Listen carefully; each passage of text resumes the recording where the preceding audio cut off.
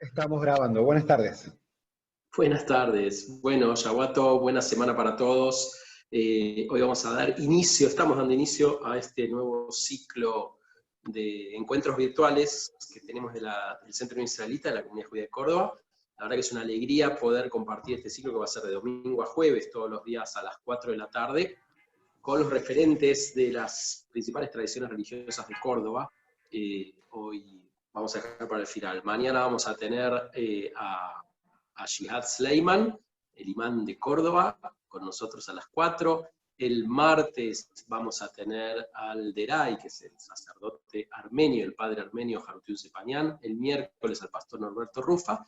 Y el jueves vamos a tener a los jóvenes del Comipaz, y también le pedimos a Juan Carlos Nieto del Mundo Bahá'í que se sume el jueves para tener estos días de reflexión de las religiones frente a la pandemia. Y para darle la palabra por unos minutos, la mecánica es esa, darle unos minutos de reflexión y palabra directa a nuestro primer invitado y amigo, que es Monseñor Pedro Torres. Después vamos a dejar espacio para preguntas del tema de la pandemia, o aprovechamos en general para dudas y curiosidades del mundo, en este caso católico. Le vamos a dar la palabra ahora a nuestro querido presidente, a Hugo, el contador Hugo Weinman, para que le dé la bienvenida formal a Pedro, y después con vos, Pedro, seguimos. Así que bienvenidos todos, y gracias.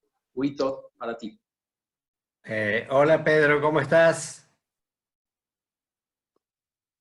Hola Hugo. Bien, bien, ¿cómo andas? Mira, Sí, lo primero, antes de darte la bienvenida, se me ocurre que es importante, todos debemos estar esperando. ¿Vas a cantar con Marcelo ahora hoy o no. solo vas a hablar? No, hoy no, hoy por el bien de la gente, no, ya tienen suficiente con la pandemia. Bueno, ok, bueno, querido Pedro, yo quiero darte, digamos, formalmente la bienvenida en nombre de la Comunidad Judía de Córdoba. Sos un gran amigo nuestro. Cada vez que requerimos tu presencia, digamos, siempre somos, digamos, bendecidos con tu presencia. Y quiero que sepas que estamos muy pronto a cumplir casi 22 años ya que el Comipaz existe en Córdoba, y que nosotros, y esto vos lo sabés porque alguna vez hemos compartido un Yom Kippur en nuestro templo, y viste que nosotros tenemos un pacto comunitario que generalmente familias nuestras lo firman el día del perdón justamente, y en ese pacto hay un punto que habla de que debes amar a tu prójimo como a ti mismo. Y en ese sentido, justamente el Centro Unión promueve el trabajo, digamos, de los prójimos para mejorar el mundo, para conseguir un mundo más igualitario, un mundo con menos diferencias, un mundo en donde trabajemos en conjunto por el bien de todos. Justamente eso es lo que promueve el Centro Unión, y los que formamos parte del Centro Unión Israelita, digamos, debemos respetar, y por eso trabajamos tanto el diálogo interreligioso y el Comipaz, en este caso a través de nuestros rabinos. Entonces, en ese marco es que estamos muy orgullosos que este nuevo ciclo, que hemos llamado las religiones frente a la pandemia, sea nada menos que tu presencia la que inaugura el ciclo. Así que muchas gracias, Pedro, y toda la comunidad te está escuchando. Muchas gracias a ustedes por invitarme. Todo tuyo, Pedro. Bueno, gracias Marcelo. Yo les voy a robar unos minutos y después entramos en diálogo. Primero, gracias por este espacio, gracias por esta iniciativa que creo que nos hace bien a todos.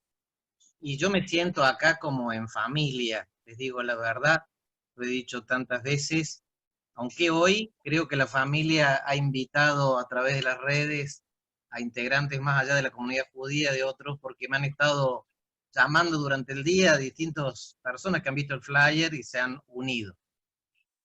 Les cuento que hace 2 días también compartí por este medio de Zoom un momento de reflexión con gente del mundo de la política. Y ahí les hacía referencia qué impactante ver la cantidad de comentarios periodísticos, filosóficos. De hecho, hay un libro que se llama La sopa de Guam, que ha recogido muchos de ellos. Y en el ámbito católico, por lo menos, que yo tengo acceso, la cantidad de reflexiones teológicas que ha suscitado este momento inédito que nos está tocando vivir en el siglo XXI. Un momento que nos ha hecho descubrir, entre otros de los que reflexionan diariamente sobre esto, el Papa Francisco, que esto lo tenemos que superar juntos, que estamos más cerca y más interdependientes que nunca, que somos muy frágiles, y también me animo a decir que todos dicen, Dios está. No faltan algunas expresiones también que suenan como irreverentes o casi, digamos, locas, que presentan esto como un castigo de Dios, pero eso no es, creo, el fondo de la verdad de nuestras miradas religiosas. En ese espacio con el mundo político, y un poco siguiendo la línea de lo que ustedes ya han reflexionado, porque Marcelo hacía referencia a Jacob y sus estrategias los otros días al reflexionar sobre un tema muy sensible, que era el de el entierro o cremación de los que mueren a partir de esto. Yo me permití compartir con el mundo de la política algunas reflexiones sobre Job, sobre Elías y sobre Jeremías. Pero me da la impresión que hoy, y en este ciclo que inauguramos, se trata de la pandemia a la luz de las religiones, y a mí me toca más una mirada como específicamente cristiana. Y por eso quería hacer referencia como a 3 puntos, no pretendiendo agotar ni suplir todas esas otras reflexiones tan hondas que he leído en estos días. Un punto es una reflexión sobre lo que significa para el cristianismo la cruz. Otro punto quizás poco habitual, reconocer que Jesús los llama a los discípulos a ser pescadores de hombres. Y otro punto sobre el tema del amor. Primer punto, los otros días, en ocasión del recuerdo de los 105 años del genocidio armenio, el padre Jarutiun, que va a hablar dentro de 2 días, decía una frase que la puede suscribir cualquier cristiano: no hay cristianismo sin cruz. Y la cruz para nosotros es signo de entrega, signo de dolor y signo de Pascua, porque en lo profundo de la cruz está el descubrir que la última palabra no la tiene el dolor y la muerte, sino la vida, y la vida que da Dios, y la vida que es fruto del Espíritu. Pero la cruz siempre es cruz. La cruz da miedo. La cruz es algo que nos hace temblar, pero siempre hay que afrontar. Jesús mismo lo vivió así. En el centro del cristianismo está la cruz como Pascua, pero con todo su realismo, con todo lo de esperanza, sabiendo que es paso, y con todo lo de humildad y magnanimidad que esto significa, porque en la cruz uno está sufriendo, es pequeño, dependiente, pero tiene que tener un corazón grande. Nosotros mirando la cruz solemos decir que es el signo del mayor amor que hemos experimentado por parte de Dios, pero que el amor es lo que vence al dolor, supera la muerte y llama a que también nosotros amemos. Aunque hay una gran tentación frente al dolor de huir, como huyeron los mismos discípulos de Jesús. En ese sentido, la pandemia es un momento de cruz, pero nosotros lo miramos como un llamado al amor, lo hablaré un poquito más adelante, como un momento de experiencia de toda nuestra fragilidad, pero como un momento también de esperanza porque sabemos que de aquí podemos salir mejores, no automáticamente, si elegimos ser mejores, y vivimos esto no solo como tragedia, sino como posibilidad, como un momento donde no solo aparezca lo más feo del hombre, sino lo más grande de los hombres, que somos capaces de ayudarnos unos a otros y superar tantos egoísmos y tantas otras pandemias interiores que frenan el corazón. Pero también me animo a decir que hay otra nota cristiana que acá puede ayudarnos mucho. A mí me impacta que cuando Jesús invitó a los apóstoles suyos a su seguimiento, el que habla por allí en la parábola del sembrador que salió a sembrar, de la semilla de trigo y de cizaña, que usó tantas imágenes de la agricultura, sin embargo, cuando los llama, la imagen que usa, síganme y los haré pescadores de hombres. El pescador, especialmente en el lago de Galilea, que ustedes conocen mejor que yo, aunque lo he visto alguna vez, el pescador es un hombre que tiene que aventurarse en la noche a un espacio que no tiene límite. El agricultor sí tiene límites, tiene un terrenito, tiene algo que defiende. El pescador se lanza a lo que no puede manejar, se lanza a la incertidumbre si va a haber pesca o no, y es un trabajo que se hace en equipo, es un trabajo que requiere la ayuda de otros.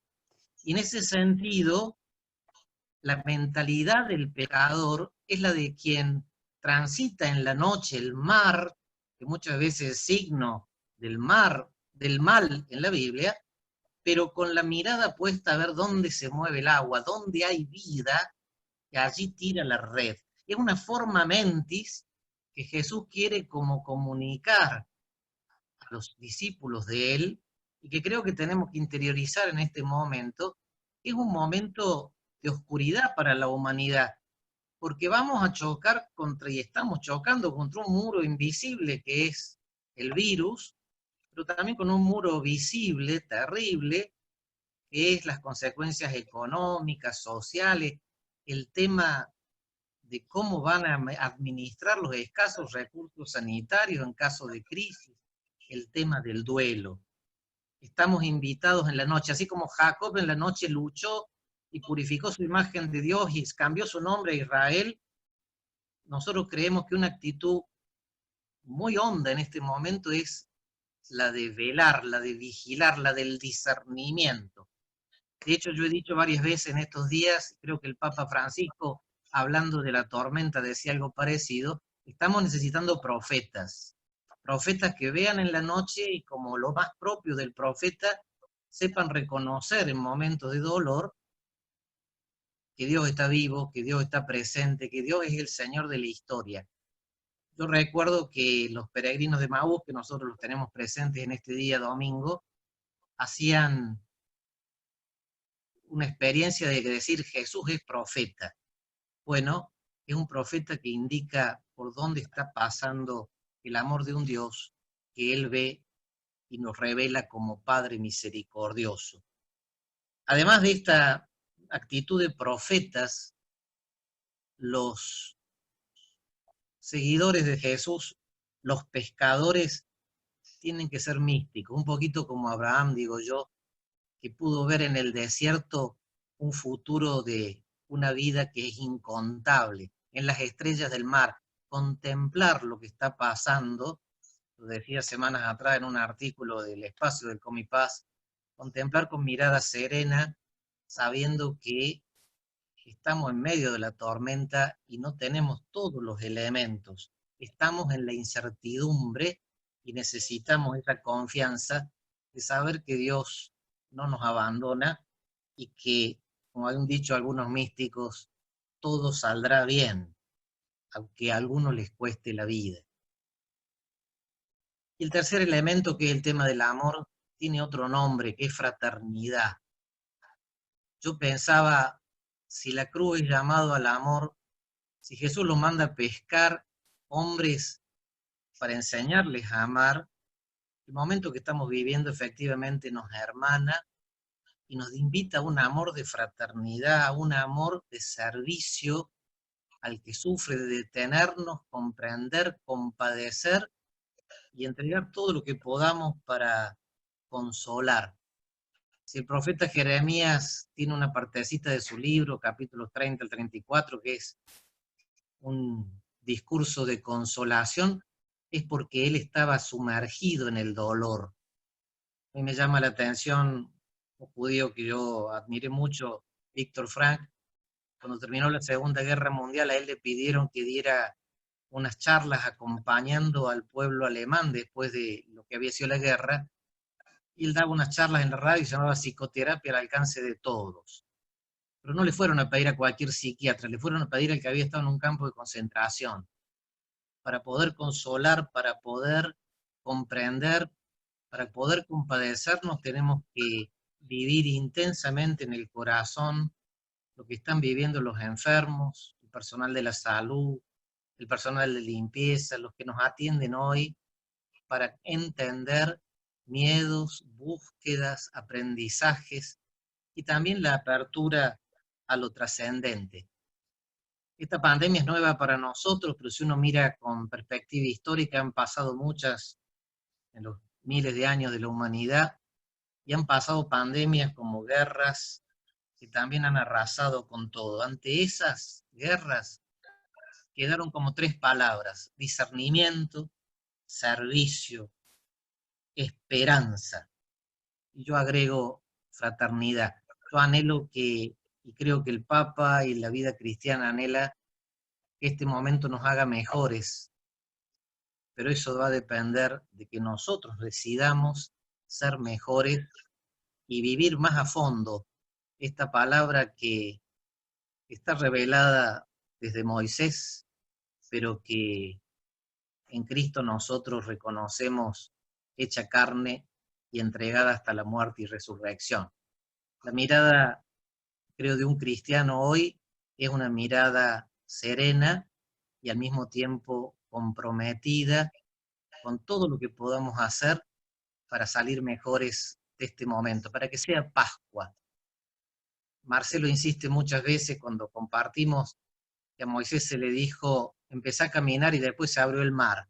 Bueno, ahora tenemos que caminar y caminar juntos en un momento que todavía no sabemos cuándo va a tener su pico, pero sabiendo que Dios va abriendo las aguas y que después no vamos a poder retroceder, sino tal vez cantar juntos, como cantaron aquel día, la victoria del amor de Dios sobre la muerte y el dolor. Muchas gracias, y bueno, abrimos el diálogo de estas pequeñas ideas. Bueno, vieron lo que... lo fantástico de esto es que podemos aprender de todos. A veces en todas las religiones nos sucede que nos encerramos tipo gueto y pensamos todos así, a veces con un poco de soberbia, diría yo, a veces con un poco de limitación propia o de egoísmo, pensamos que nuestros textos, nuestras palabras son los únicos sabios. Y acabamos de escuchar algo que es para poner un marquito, creo, desde la tradición cristiana, que te agradecemos un montón. Yo pensaba, y no quería dejar de decirlo, mientras hablaba Pedro del consuelo, yo lo conocí a Pedro en el pasillo del sanatorio, del cardiológico. Estábamos los dos, estábamos visitando a Juan José Ribone, Signor y Brajá, de bendita memoria. Y eso que compartimos fraternalmente, la visita a nuestro querido amigo, bueno, fue después lo que en cierta forma permitió que esa amistad que empezó en ese pasillo haciendo esa, no sé, esa visita tan especial siga. Y a mí, esto que a mí me pasa cada vez que me encuentro, no solo con Pedro, sino con el resto de los integrantes del Comipaz, de que uno puede en la sabiduría de los demás ir creciendo, por supuesto con las diferencias que tenemos y que sostenemos y hasta celebramos. La verdad que es una bendición. No cualquiera tiene, no solo hay que tener la disposición de uno para abrirse a más sabiduría, de más gente que trae un mensaje milenario divino también, sino que uno tiene que tener la bendición de encontrar quién lo puede traducir. Y Pedro, y digo en Pedro, y digo en Monseñor Carlos Niáñez, bueno, la verdad que lo que serían las autoridades máximas de la Iglesia Católica en Córdoba son un lujo, así que yo vuelvo a agradecer, como te decía Hugo, para nosotros siempre es un placer tenerte cerca, como siempre estás. Yo ahora voy a ir recogiendo las preguntas que por escrito se van haciendo en el chat, pero me gustaría empezar para que nos cuentes, más allá de todo este programa, diría, teológico fantástico que nos describiste, en lo práctico, nosotros decimos tajles, en lo concreto, cómo está organizada la iglesia, especialmente acá en Córdoba, cómo está enfrentando lo que está sucediendo, qué pasa con el tema de Cáritas, cómo ves esto, digamos, que el trabajo cotidiano que se está haciendo para paliar todo lo que está produciendo la pandemia. Eso me parece que sería la primera pregunta para que nos comentes, y yo mientras voy en el chat viendo lo que ya apareció, e invitamos al resto de las personas a preguntar también. Dale, Pedro.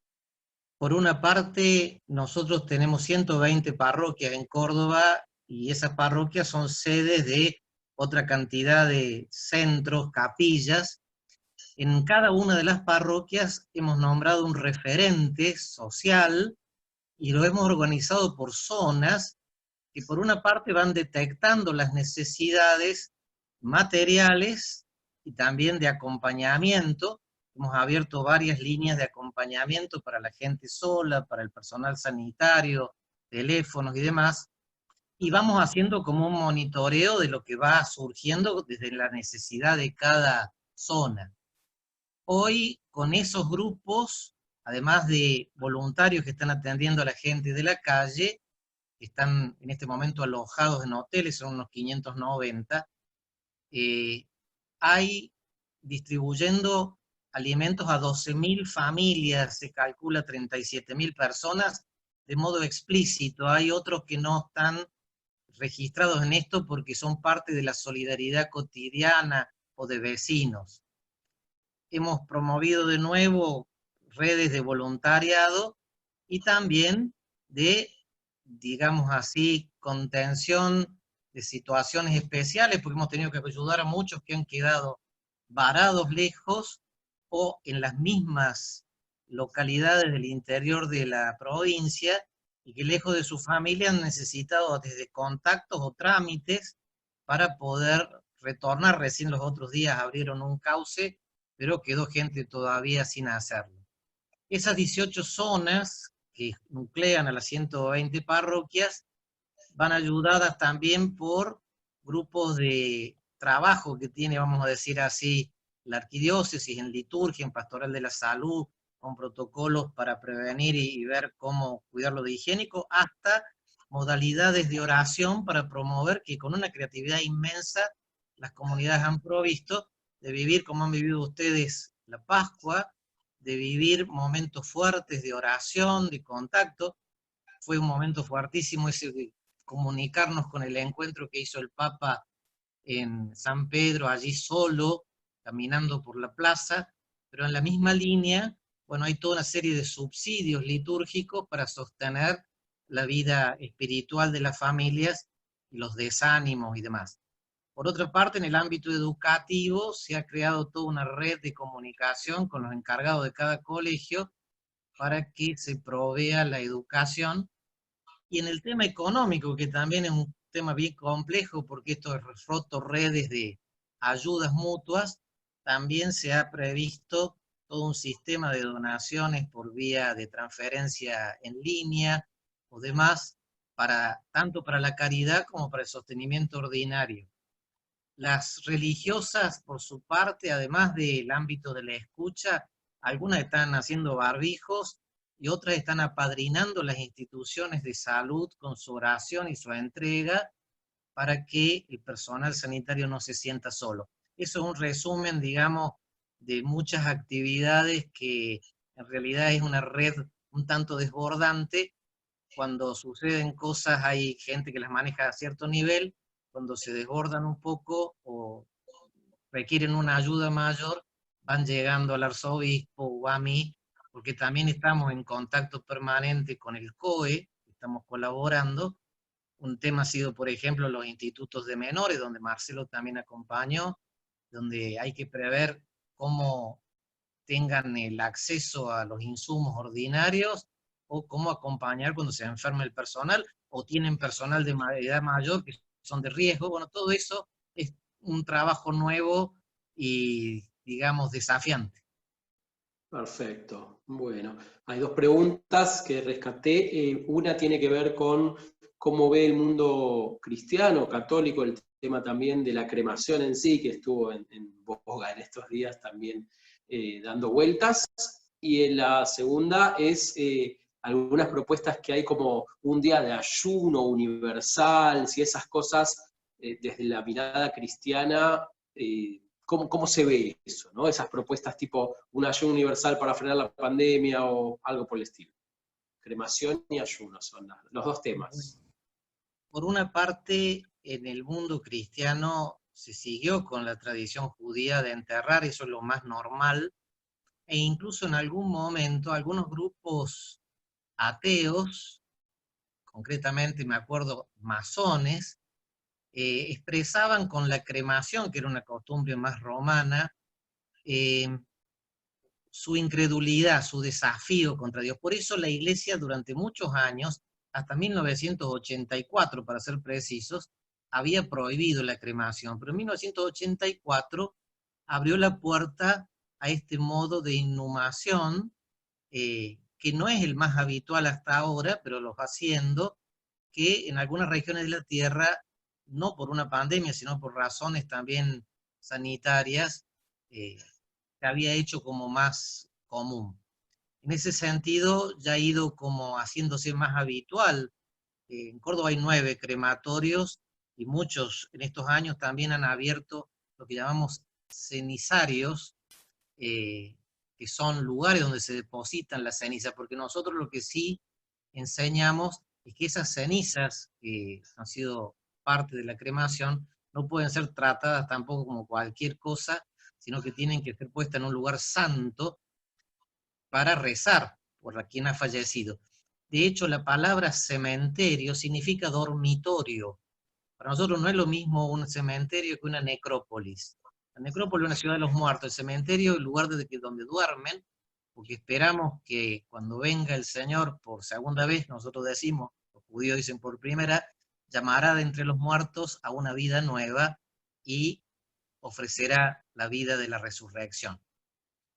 Entonces, hemos acompañado la decisión de las autoridades de que si hace falta, sea la cremación el modo de afrontar esta situación si se desborda en un escenario límite.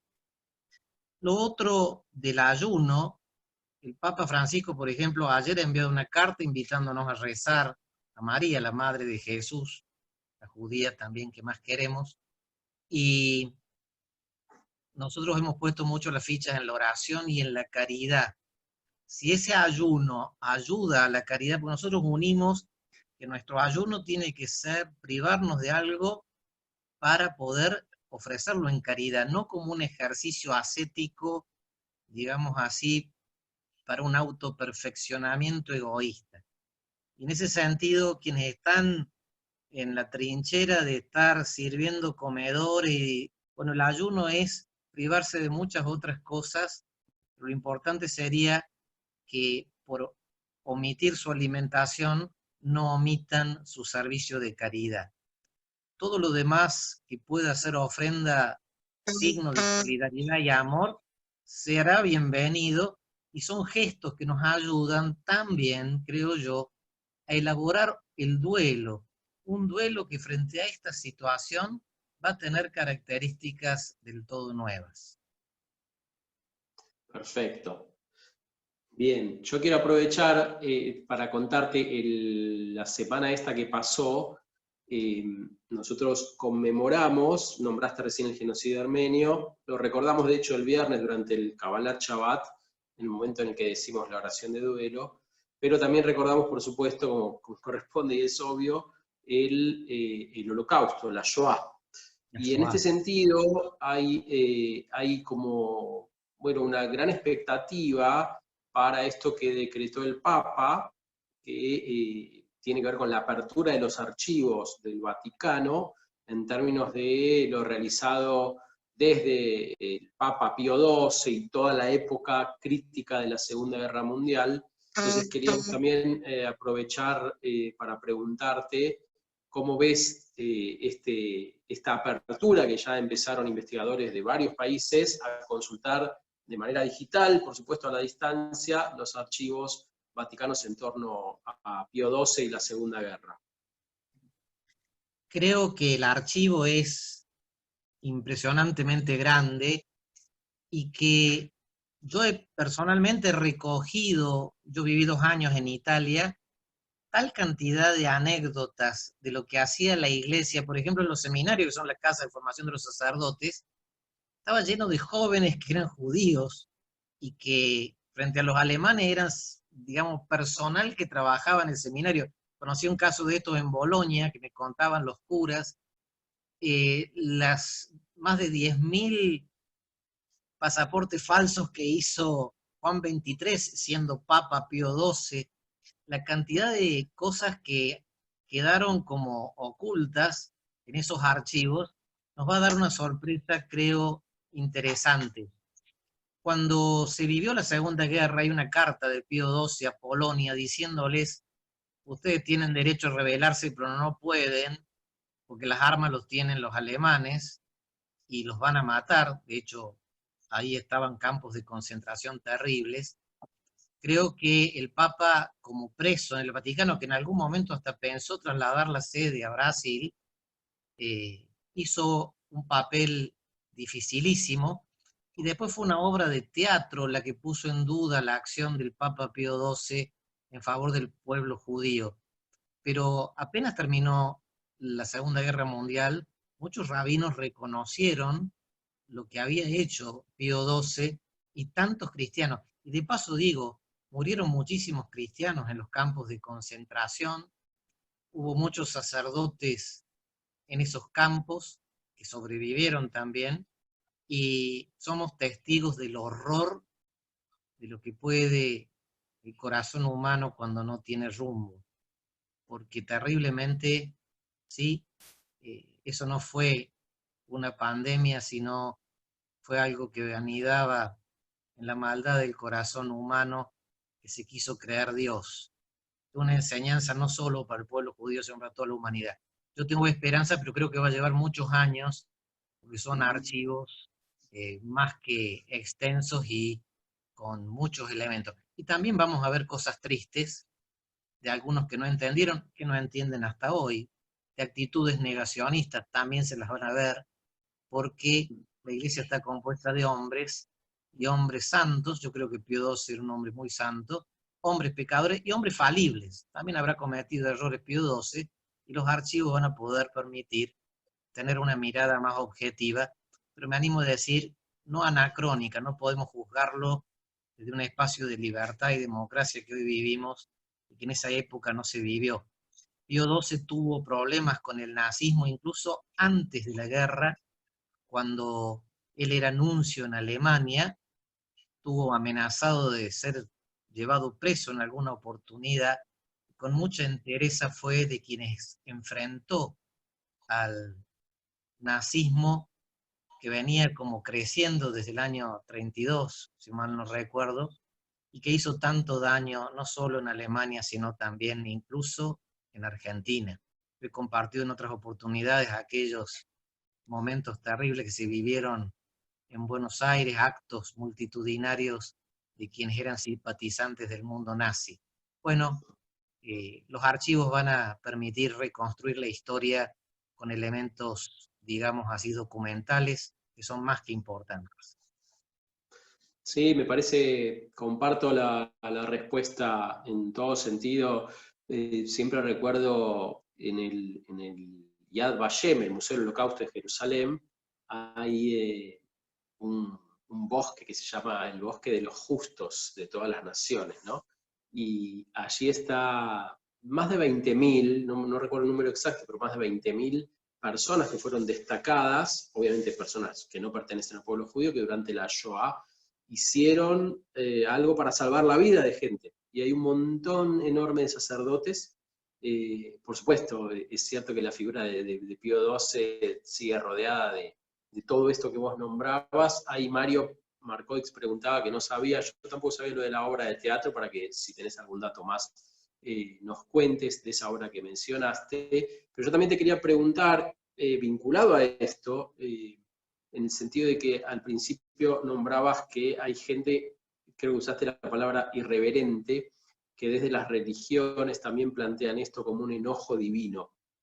Y nos gustaría que nos digas también, que nos cuentes en este sentido, cómo es dentro del mundo cristiano, cómo se ve a aquellos que promueven esta idea de este tipo de pandemias o cuestiones de la naturaleza, que las ven bajo ese como título de un castigo divino para que aprendamos, así con cierto peso macabro, ¿no? A ver, las líneas teológicas dentro del cristianismo y dentro del judaísmo, ustedes saben que son muy variadas. La revelación que Jesús hace de un Dios que es Padre y Padre misericordioso, por momentos en la historia se ha oscurecido. Al final del siglo XIX hubo una corriente que se llamó jansenista, que tenía una mirada de un Dios castigador, y acentuaba tanto la distancia y la trascendencia de Dios, que todo lo que era relación con Dios se veía como un sojuzgamiento del hombre más que una paternidad del hombre. Es cierto que también algunos textos bíblicos dicen, todo padre corrige a quien ama, y si Dios te corrige, no es por castigarte, sino para que crezcas. Ahora, que en la vida las pruebas son momentos de crecimiento, sin duda, pero nosotros en estos 2000 años hemos visto mucho más que ante el dolor Dios se compadece tanto que envía a su Hijo para que lo haga suyo y vive el dolor en grado extremo para vencer el dolor por el camino del amor. Entonces, decir que esto es un castigo de Dios así lisa y llanamente es blasfemo para nosotros. El cardenal de Rabat, enojadísimo, lo decía hace poco en algunos espacios públicos. El Papa lo ha sugerido más de una vez. No es la teología más transparente y de los santos la que piensa en un Dios castigador, sino Dios un padre, es médico, es maestro, es juez. Lo dice, por ejemplo, San Pablo, judío también, que ha dejado tanta huella. ¿Qué nos separará del amor de Cristo? La tribulación, la angustia, la persecución, el peligro, la espada. Porque estoy cierto de que nada nos puede separar del amor de Cristo. Y por eso una pandemia no es un castigo que nos separa de Dios, sino en todo caso un momento para tirarnos a sus manos, para que Él nos sostenga, porque nuestras fuerzas no bastan. Y también lo dice San Juan, sin mí nada van a poder hacer. Bárbaro. ¿Y qué hay del tema este? Vamos cerrando. ¿Cómo ves el tema este de que en muchas tradiciones religiosas sí se ve a la pandemia, que nos agobia tan globalmente, como una oportunidad para descubrir no solo la fragilidad, sino las limitaciones intrínsecas del ser humano, que a veces se va de pista pensando que porque conquistó la Luna o Marte o puso un robot, etcétera, en la superficie marciana, ya es como que estamos por encima casi de lo divino. Eso sí, ¿no? Va como en línea con mucha de la visión cristiana en estos días. A mí me encantó en una entrevista que tuvimos con motivo de estos cantos que hacemos juntos, que una periodista de Buenos Aires decía asombrada, bueno, pero ahora somos frágiles, y vos le dijiste, ¿y cuándo dejamos de serlo con esa naturalidad y frescura que solés tener vos? Bueno, yo hablé de la palabra humildad. En realidad, nuestra verdad es la verdad de criaturas, somos limitados, somos hechos del humus de la tierra, del Adamá. El hombre no puede vivir en la tentación o en la creencia de su omnipotencia. Siempre somos frágiles, pero nos habíamos hecho la ilusión de una cierta manejo, previsibilidad, de poder afrontar todo. La tentación de la ciencia y de la técnica, de la autosuficiencia, ha estado siempre en la historia, pero en nuestro siglo ha tomado hasta carácter técnico científico.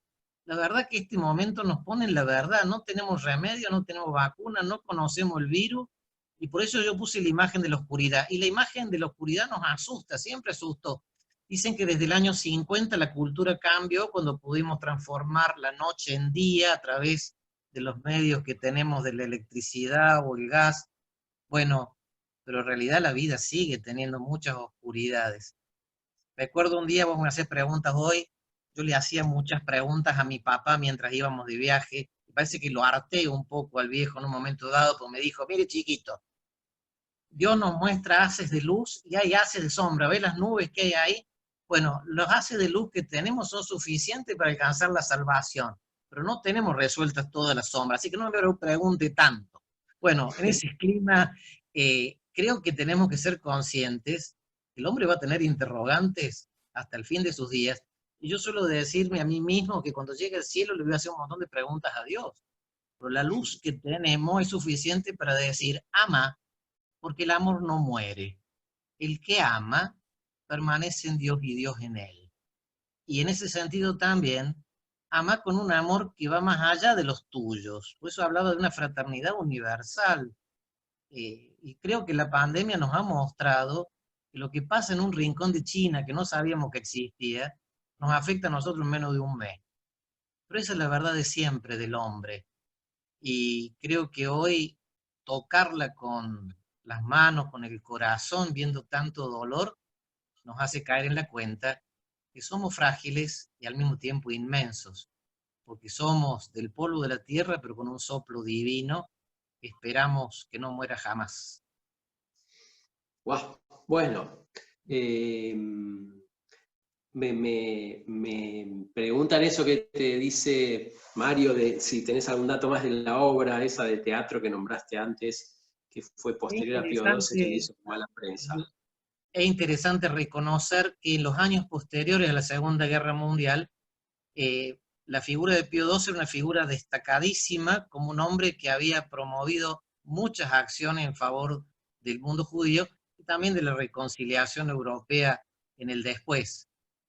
Pero efectivamente yo conozco, no sé el año preciso, que creo que fue en 1962, 63, hubo una obra de teatro en Estados Unidos que, reflejando todas estas cosas, ridiculizó la figura de Pío XII y lo acusó de antisemita. Y en ese No sentido, sí, fue en ese momento donde empezó a tener una fama muy negativa Pío XII, pero se extendió, digamos, hacia un manto de sospecha frente a una tradición y un conocimiento interno que era de otro tipo. Es cierto que nada fue suficiente para frenar, y no solo el nazismo en Alemania. Acuerden ustedes, Pío XI, una anécdota que nosotros sabemos, que era bastante chinchudo, bastante bravo, estaba por excomulgar al duce, a Mussolini, por las barbaridades que decía, y un cardenal hizo trascender la noticia, y retando a los cardenales murió de un infarto, Pío XI. Digo, fueron momentos de mucha tensión. Pío XII ya asume con un problema aún interno en Italia, y no qué decir de España con Franco, y de Argentina con algunos políticos que ustedes saben fueron supuestamente independientes o ajenos a la guerra, pero que en realidad adherían. Digo, eso ha sido parte del siglo XX, que ojalá nunca volvamos a vivir una oscuridad tan terrible. Bueno, ya vieron la versatilidad de nuestro Monseñor, la verdad es que es fantástica. Y yo no quiero dejar de decir, y esto en algún schnatón, en algún anuario, habíamos hablado de tu papá, que lo mencionaste, tu papá, que había tenido mucha participación en la política de Córdoba, había tenido mucha injerencia y vehemencia, con riesgo también para él mismo en cuanto a oponerse a todo lo que venía impulsándose de lo que era el nazismo local, que había hecho esa super manifestación en el Luna Park en su momento, y que también quiso tener algún mini apoyo en Córdoba, y uno de los que se enfrentó a eso con mucha fortaleza fue el padre de Pedro, así que ven que la manzanita cae lejos del cajón, ¿verdad? a la familia le recordaba estos días. Mi papá fue amigo de un judío que fue muy importante desde joven, se llamaba Jacques Maritain, un pensador importantísimo, y está en las raíces de su pensamiento. Y de dicho, en mi casa, yo desde niño he compartido con familias judías que eran parte de la amistad. Mi ordenación sacerdotal fue un grupo de judíos no practicantes, muchos de ellos, pero que vivíamos un vínculo muy estrecho. Ahora, eso venía de una época donde mi papá sufrió mucho las juventudes nazistas que hubo en Argentina, que desfilaban, él decía también, en menor grupo por las calles de Córdoba, e incluso eso lo mantuvo con mucha coherencia hasta el final de sus vidas. En los años 70 y 80 combatió mucho todas las violaciones de los derechos humanos. Con ocasión del golpe del 76, a nosotros nos dijeron que nos iban a matar, nos llegó un aviso de Buenos Aires, y de hecho vivimos un aislamiento preventivo como familia de casi 10 días, esperando que pasara como el primer sacudón de la violencia. Tuvimos montones de allanamientos, mi papá había denunciado la tortura y demás, y que había en las cárceles en esos años, ¿no? Y en ese momento yo recuerdo que mi papá leía en el tiempo de aislamiento, el que salía a hacer las compras, como acá en el arzobispado ahora era yo, pero recuerdo que mi papá leía el profeta Amós, Oseas e Isaías, que eran sus preferidos, porque él decía que en tiempos así había que aprender de los profetas. Bueno, sus raíces bíblicas, judaicas, fueron muy grandes, y yo me siento feliz de poder hoy vivir un vínculo de amistad y de fraternidad con ustedes, sabiendo que no es una pose, sino algo que traigo desde la cuna. Entonces, sí, es bueno recordar al viejo y aprender de esa generación que vivió situaciones tan terribles. Impresionante. Bueno, hay un montón de mensajes que te felicitan y te agradecen. Hay también discusiones en el chat de cuál era la obra. Algunos dicen El Vicario, otros Jesucristo Superstar. Eso quedará para que cada uno investigue en Google y aledaños. Mientras tanto, yo quiero agradecer, le vamos a pedir el cierre a Pedro, agradecer al Negro que está ahí verificando que todo esté bien también. Negro, ¿vos querés hacer un comentario? Nuestro querido rabino Gabriel. ¿Estás ahí al habla? No, simplemente con compartir la emoción y las lindas sensaciones que despiertan las palabras de Pedro. Así que gracias. Gracias a él, a través tuyo. Seguiremos mañana. Te vuelvo la palabra a ti. Bueno, entonces yo solo le vamos a dar el cierre a Monseñor para que nos deje una mini plegaria de cierre, y yo me despido de todos invitándolos a que mañana volvamos a encontrarnos a las 4 de la tarde con nuestro querido imán Jihad Sleiman, que nos va a ilustrar en términos del Islam cómo se ve la pandemia y las preguntas que tengamos.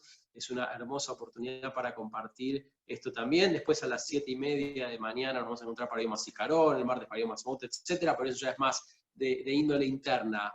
Así que la verdad que gracias a todos, especialmente gracias a vos, Pedro, por la profundidad, la amistad y tu erudición que nos encanta, y tus experiencias vitales que compartimos tanto.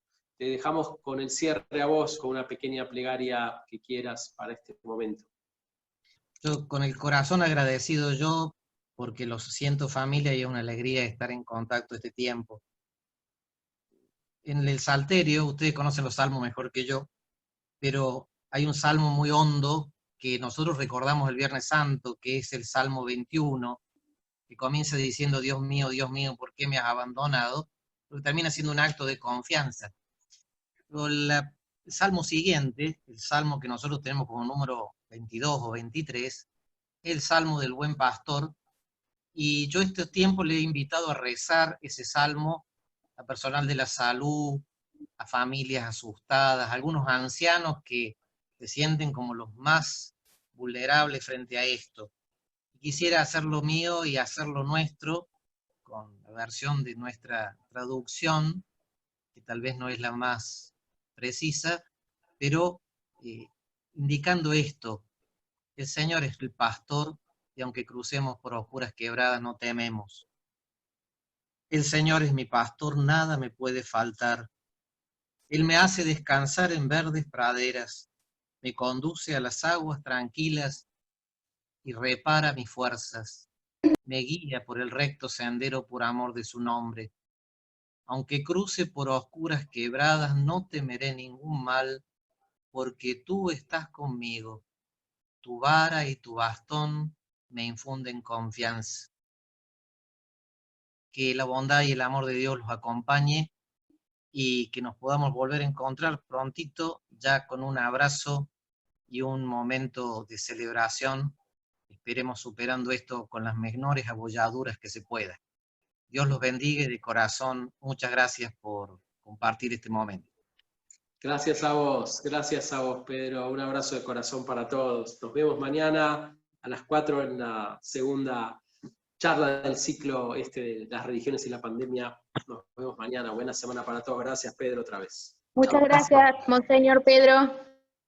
Muchas gracias. Gracias. Gracias.